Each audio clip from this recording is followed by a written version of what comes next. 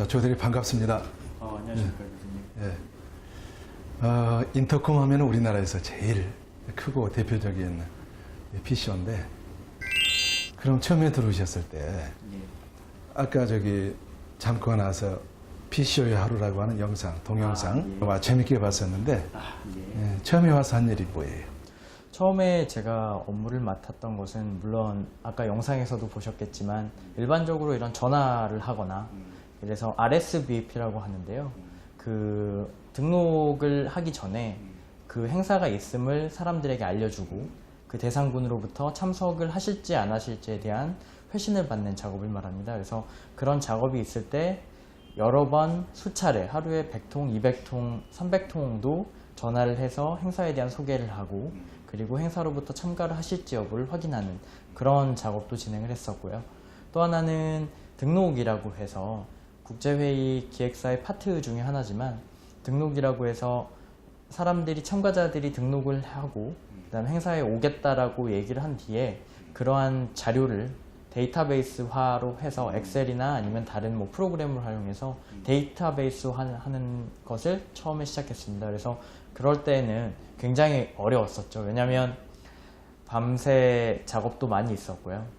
그리고 나이가 많으신 분들 대상으로 하는 행사 같은 경우에는 이메일이나 이런 것을 활용을 하지 못하고 팩스나 이런 것으로 막 편하게 본인이 쓰시는 그런 글씨를 막 이렇게 날려가지고 흘려가지고 팩스를 보내주시고 하시기도 하셨습니다. 그런 경우에는 그러한 사람의 정보나 이런 걸 잘 쉽게 이렇게 확인하기가 어려워서 재차 전화하거나 이렇게 하는 과정이 있기 때문에 상당히 복잡했던 것이 있었습니다. 그리고 팩스를 주시고도 이메일로 한 번 더 주신다거나 이렇게 해서 중복적으로 뭐 접수가 되시는 경우도 있어서 그런 경우에 대한 오류도 최소화해야 되기 때문에 야간 작업이나 그런 것들이 처음에는 좀 많이 있었습니다. 어때요? 처음에 들어올 때 PCO 하면 굉장히 이제 국제회의를 담당하기 때문에 나름대로 아주 멋있다고 생각을 했을 텐데, 어떻든 처음에 왔을 때는 내가 생각하던 거하고 다른데 그런 생각 안 해봤었어요?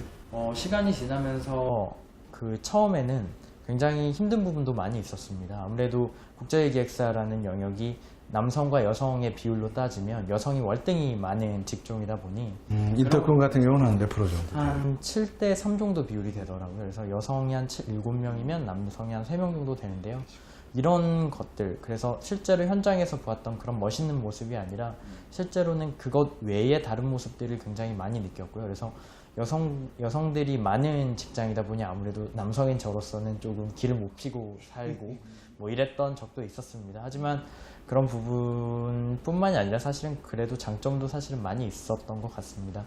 그리고 사실 국제기획사가 멋있다고 처음에 생각했던 이유는 현장에서의 그 회의 진행하는 모습을 보고 사실은 그런 부분에 매력을 많이 느꼈는데, 실제로는 그 행사를 완성하기 위해서는 회의장의 운영뿐만이 아니라 보이지 않는 등록이라던가 연사 초청이라던가 아니면 그 외에 뭐 기타 제작물, 인쇄물에 관련된 부분들조차도 하나하나 세심하게 챙겨야지만 비로소 완벽한 행사 하나를 완성할 수 있었다고 생각이 됩니다. 그래서 그런 부분에서 제가 행사 하나를 잘 성공적으로 끝냈다라고 하는 게 어떻게 보면 처음에는 이렇게 힘들 줄 몰랐어 라고 생각을 했지만 끝나고 났을 때 그 자부심은 이루 말할 수 없을 것 같습니다.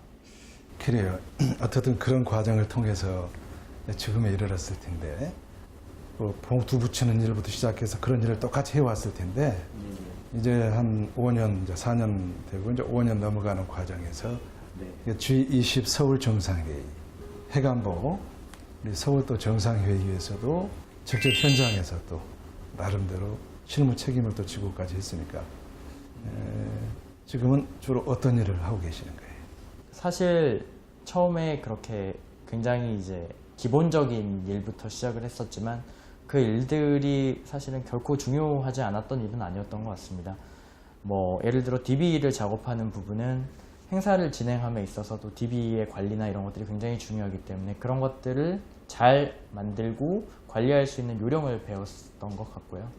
그리고 그 외에 다른 부분들도 뭐 하나하나가 다 지금의 저를 있게 하도록 하는 데 중요한 그러한 뭐 기초가 되었다고 해야 되나요? 그런 것이 되었던 것 같습니다. 그래서 사실 해관보 정상회의를 통해서 사실 대규모의 큰 행사였지만 그 행사 자체에 워낙 많은 인력들이 투입이 되었습니다. 그 중에서 제가 맡았던 파트는 식음료 쪽 파트를 맡았고, 사실은 먹는 게 제일 중요하기 때문에 그런 쪽에 좀 포션을 뒀고요. 그 중에서도 협찬 및 후원을 담당을 했었습니다.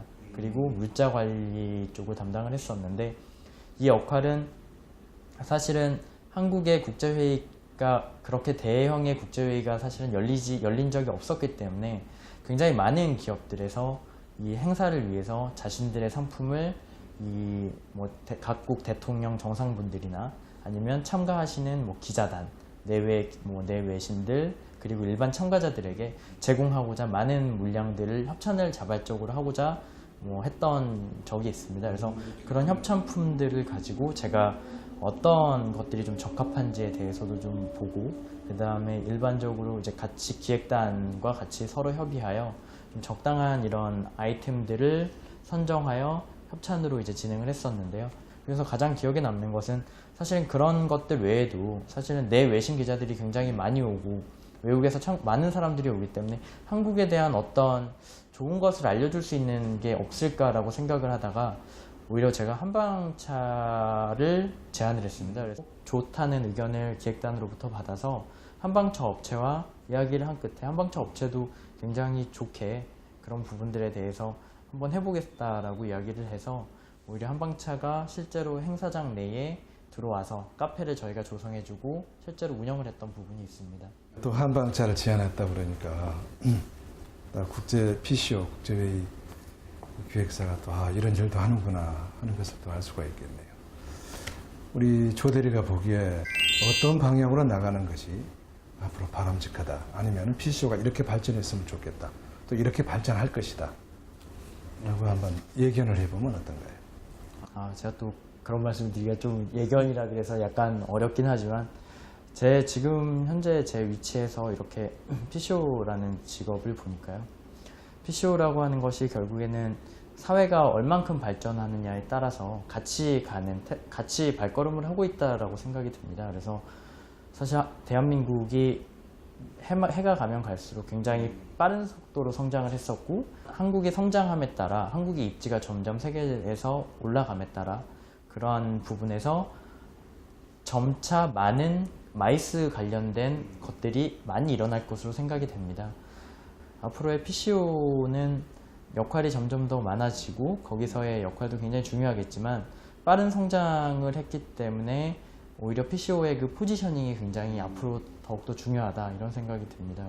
PCO라고 하는 것이 고부가가치 서비스 산업으로 나아갈 수 있도록 여러 부처 아니면 여러 분야별 기관이나 아니면 업체라던가 아니면 사회에서 지지가 많이 되어야 될 것 같습니다. 그래서 결국에는 그런 회계사라던가 아니면 다른 전문 변리사라던가 이런 다른 쪽 영역의 직군들을 보면 결국에는 지식 서비스를 팔고 그 지식 서비스에 대한 가치를 가지고 자신들의 그런 가치 창조를 해나간다고 할 수 있지 않습니까? 근데 아직 PCO 같은 경우는 저희의 그런 PCO의 노하우나 아니면 이러한 것들을 아이디어를 가지고 사실 행사를 진행을 하는 것도 역시 어떻게 보면 하나의 컨설턴트가 될 수도 있고, 그렇죠. 네. 올바른 컨텐츠를 조금 더 기획을 해서 제안을 하는 부분도 역시 지식 서비스의 하나라고 볼 수 있는데요.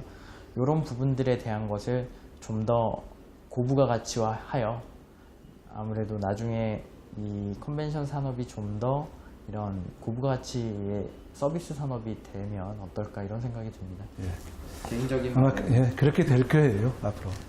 또 그렇게 돼야만 되고요. 조영철 대리는 이제 한 20개 정도 되는 국제회의에 직접 참여를 하셨단 말이에요.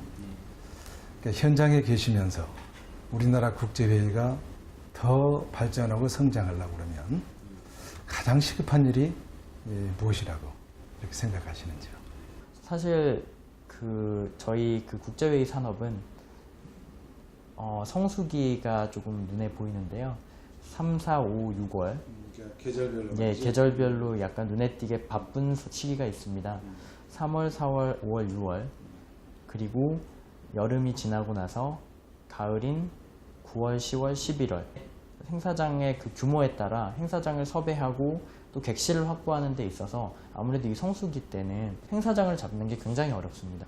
사회적인 그런 인프라 구축이 필요할 것 같습니다. 그래서 컨벤션 뷰로라던가 아니면 베뉴라던가 아니면 그런 호텔들의 증축이 좀 필요하지 않을까 이런 생각이 개인적으로는 듭니다. 더욱더 증가하고 있는 이런 추세 행사들을 감당하기 위해서는 한국도 이러한 든든한 장소들의 확보가 필요할 것으로 생각됩니다.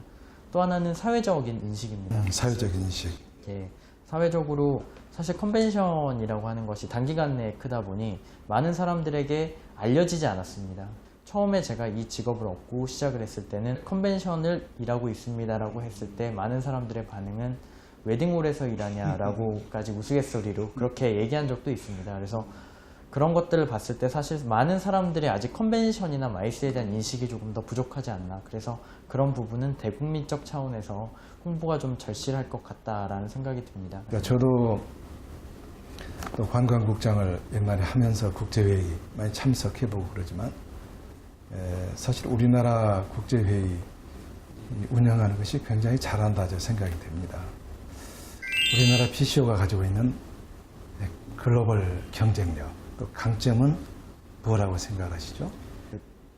워낙 그 대한민국의 민족성이라고 하긴 그렇지만 근면성실함 그리고 끊임없는 열정과 준비, 노력이랑 그리고 정으로 표현되는 그런 호스피탈러티가 있을 것 같습니다.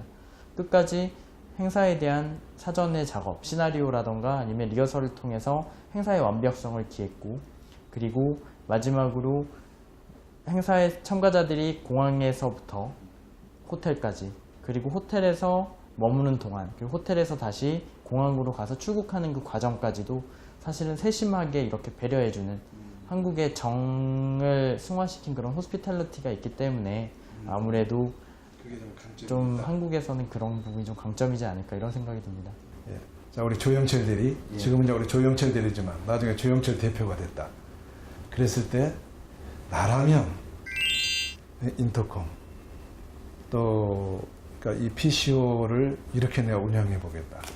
혹시 그런 포부가 있으면 혹시 생각해 본 것이 있으면 한번 얘기 한번 해보시죠.